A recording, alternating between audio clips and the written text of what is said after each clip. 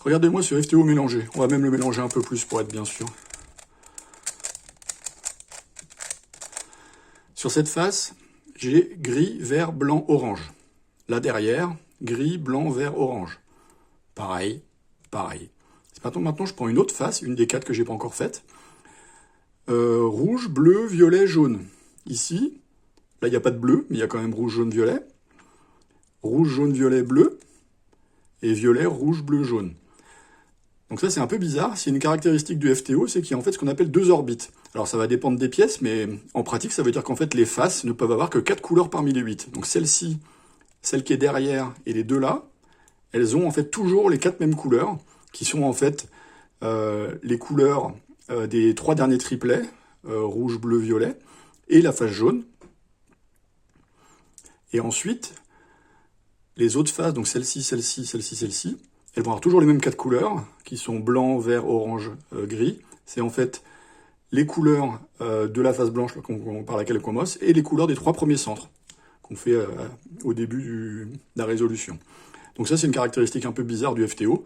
À quoi c'est dû? C'est parce qu'en fait, tous les mouvements qu'on fait sont 120 degrés. Donc en fait, une pièce qui va être là, si je fais un mouvement de 120 degrés, elle ne peut pas aller sur la face qui est ici, elle va forcément sur la face qui est derrière. Donc elle ne peut pas aller sur une face adjacente, elle va forcément sur une face qui est un peu plus loin, qui la touche par un coin en fait, mais qui n'est pas adjacente par une arête. Si je fais des slices, c'est le même principe, parce que la slice ne peut pas s'arrêter au milieu. Donc une pièce qui était ici, elle ne peut pas s'arrêter sur la face ici, elle est obligée d'aller plus loin. Donc ça, c'est un truc assez intéressant.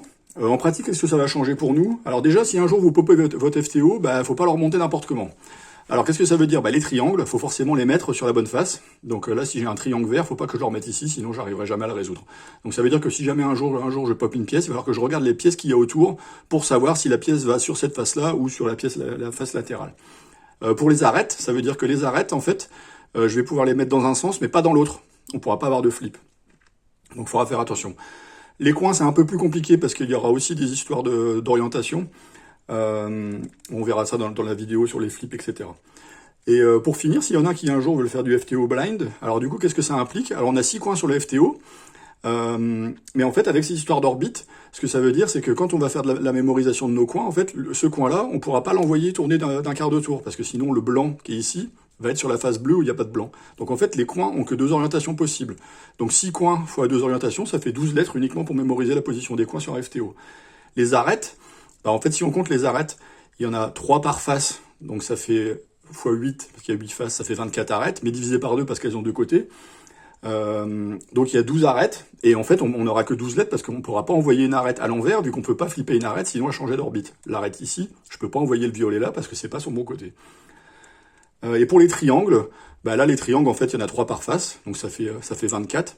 Et pareil en fait, ces triangles-là ne peuvent aller que sur la face ici, là ou là.